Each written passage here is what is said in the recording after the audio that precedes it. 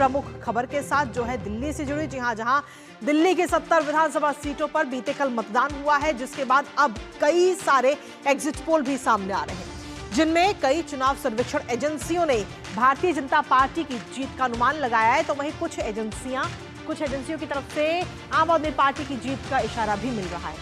हालांकि अधिकतर सर्वेक्षणों का मानना है कि कांग्रेस के लिए इस बार भी खाता खोलना मुश्किल हो सकता है। फिलहाल नतीजों का सभी को बेसब्री से इंतजार है।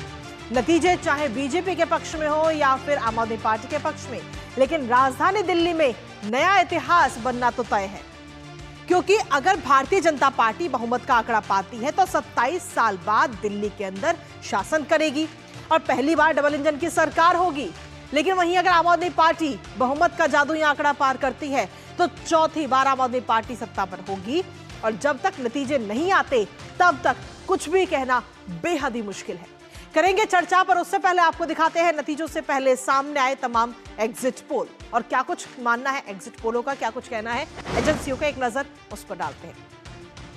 तो आखिर कौन कौन सी पोल एजेंसी है वो हम आपको ग्राफिक्स के जरिए दिखा रहे हैं, क्योंकि मेटराइज की अगर हम बात करें तो मेटराइज ने एनडीए को अपने एग्जिट पोल में 35 से 40 सीटों को देने की बात कही है।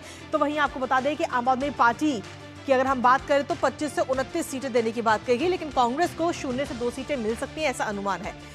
इसके अलावा चाणक्य की अगर हम बात करें तो 39 से 44 सीटें एनडीए के खाते में जा सकती हैं, आम आदमी पार्टी के खाते में 25 से 28 सीटें और कांग्रेस को 2 से 3 सीटें मिल सकती हैं। वहीं पीपल्स पोल्स की अगर हम बात करें तो 51 से 60 सीटें एनडीए के खाते में जा सकती हैं, 10 से 19 सीटें आम आदमी पार्टी के खाते में और कांग्रेस को 0 सीटें दी गई, यानी कि एक भी सीट नहीं मिलेगी।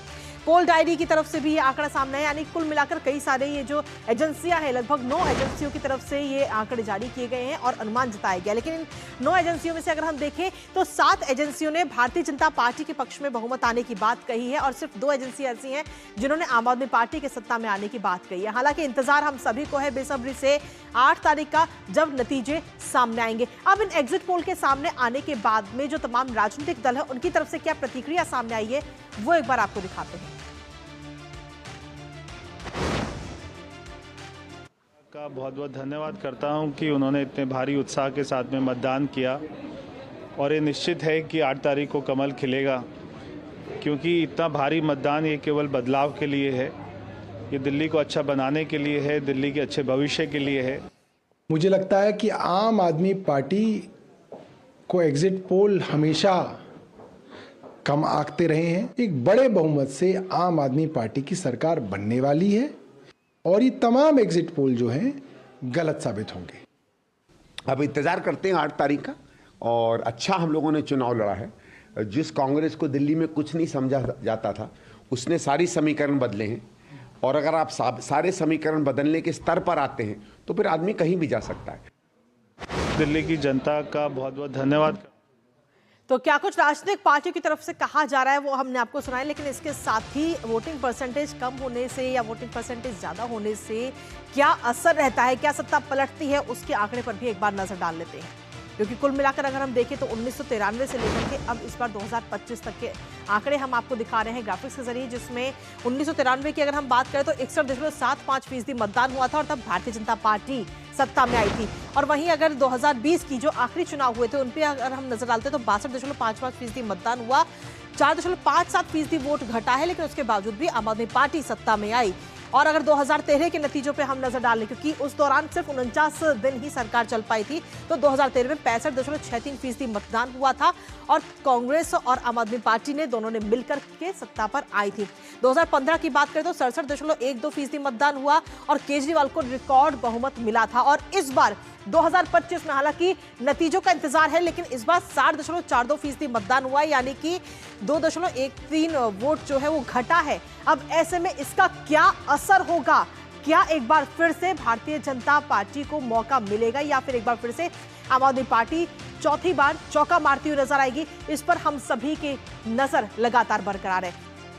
इसके साथ ही अगर हम देखें तो अगर भारतीय जनता अभी फिलहाल ये एग्जिट पोल है, लेकिन अगर एग्जिट पोलों के मुताबिक ही अगर हम जाते हैं, भारतीय जनता पार्टी अगर सत्ता में आती है तो क्या असर होगा उस पर भी एक बार नजर डालते हैं। 27 साल बाद दिल्ली विधानसभा में भारतीय जनता पार्टी की वापसी होगी 1993 के बाद में। दिल्ली में पहली बार भारतीय जनता पार्टी की डबल इंजन की सरकार हमें नजर आएगी अगर भारतीय जनता पार्टी वो जादुई आंकड़ा यानी कि 36 सीटों का जो जादुई आंकड़ा है वो अगर पार कर लेती है।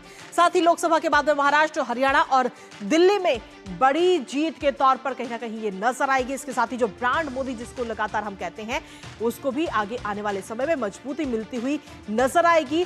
दिल्ली के अलावा अगर हम देखें तो क्षेत्रीय दलों के सामने भी भारतीय जनता पार्टी जो है वो प्रबल दावेदार बनती हुई हमें आगे आने वाले समय में नजर आएगी। इसके साथ ही दिल्ली का जो हार का जो सिलसिला है भारतीय जनता पार्टी का 1993 के बाद में अगर अभी तक हम देखें तो वो जो हार का सिलसिला लगातार आ रहा है बीजेपी का वो भी टूटेगा। बिहार चुनाव में भी भारतीय जनता पार्टी को आगे आने वाले समय में मजबूती मिलती हुई नजर आएगी क्योंकि अब हर तरफ लगातार चर्चाएं हो रही है बिहार विधानसभा चुनावों को लेकर और सियासी कहावत कहीं ना कहीं रेवड़ी को रेवड़ी ही काटती है, ये बात भी सच साबित हो जाएगी। तो ये तो बात रही भारतीय जनता पार्टी की, लेकिन अगर ये नतीजे जो आने वाले हैं वो आते हैं आम आदमी पार्टी के पक्ष में तो उसका क्या कुछ असर होगा वो भी एक बार ग्राफिक्स के जरिए आपको दिखा देते हैं, जहां आपको बता दें कि अगर आम आदमी पार्टी जीतती है तो क्या तस्वीर होगी। चौथी बार दिल्ली में लगातार आम आदमी पार्टी जो है वो शपथ लेती हुई नजर आएगी। 2013, 2015, उसके बाद 2020 आतिशी ही संभालेंगे मोर्चा या फिर अरविंद केजरीवाल शपथ लेंगे, इस पर अभी फिलहाल सस्पेंस बना हुआ है। हालांकि इंडी गठबंधन में भी आम आदमी पार्टी को आगे आने वाले समय में मजबूती मिलेगी अगर दिल्ली में आम आदमी पार्टी आती है तो।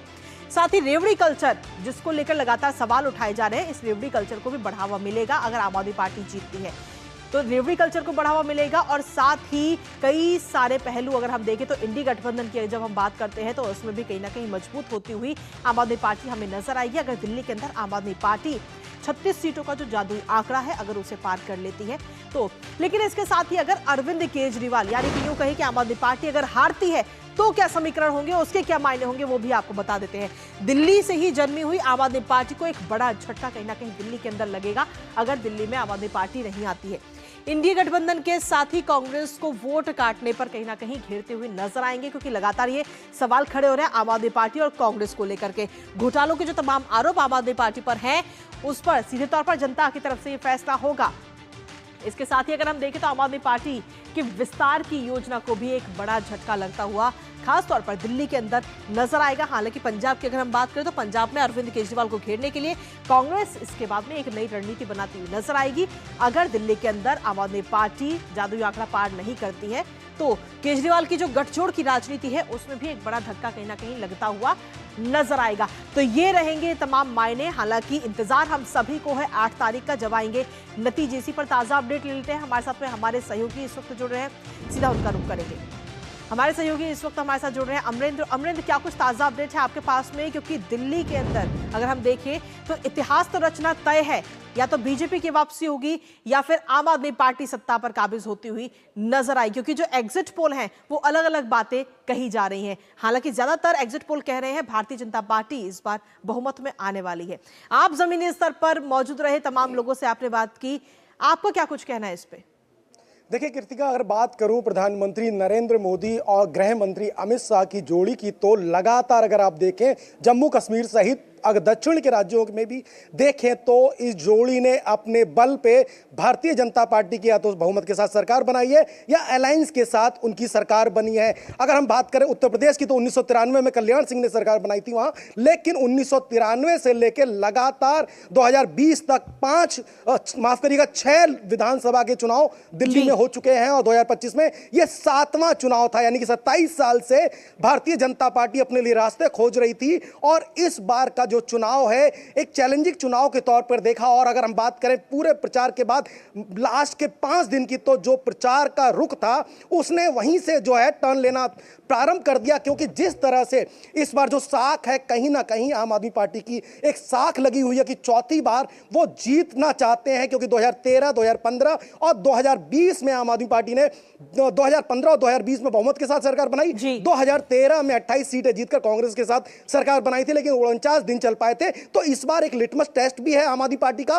और वहीं हम बात करें कि कांग्रेस ने भी अपने खोए वजूद की लड़ाई को बहुत अच्छी तरह से लड़ा है। जिस तरह से संदीप दीक्षित ने कांग्रेस की जंग को लड़ा है, तो कहा जा सकता है कि कांग्रेस भी अपना सूखा दिल्ली में खत्म करना चाहती है। तो एक बड़ी लड़ाई देखी जा सकती है। और जो अभी आपने बात की एग्जिट पोल की, तो एग्जिट पोल में देखिए बहुत टफ मुकाबले में कहीं ना कहीं भारतीय जनता पार्टी और जो आम आदमी पार्टी में काफी एक मजबूत और कड़ा मुकाबला है, लेकिन जो उसमें एज लेती हुई जो है भारतीय जनता पार्टी दिख रही है। और लगातार जो कई सर्वे में भारतीय जनता पार्टी अपने बल पे सरकार बनाने की स्थिति में, हालांकि जो टक्कर है वो खासी अच्छी मानी जा सकती है अरविंद केजरीवाल की। इसमें कांग्रेस भी अपना जो मैंने पहले कहा कि सूखा खत्म करने की उम्मीद है, तो कहीं 0 से और 2 सीटों की वो भी गुंजाइश कर रही है अपने लिए। तो कुल मिलाकर इस बार का चुनाव खासा अहम माना जा सकता है। कृतिका, चलिए, बहुत बहुत शुक्रिया अमरेंद्र, तमाम जानकारी और अपडेट्स हमारे साथ साझा करने के लिए। लगातार आप अपनी नजर इस पर बनाए रखिएगा। तो दिल्ली में जो नतीजे आने वाले हैं उस पर तो नजर रहेगी, लेकिन इसके साथ ही जो अगली महत्वपूर्ण खबर है वो है जम्मू से जुड़ी।